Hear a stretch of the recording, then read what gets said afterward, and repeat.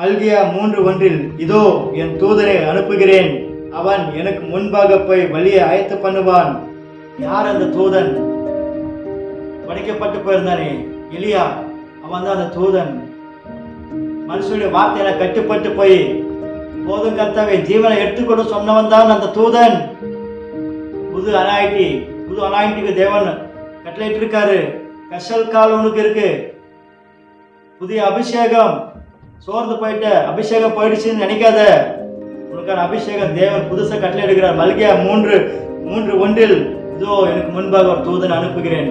புது calls, new calls கர்த்தர் அழைக்கிறார். சோர்ந்து போயிட்ட, பரவாயில்ல.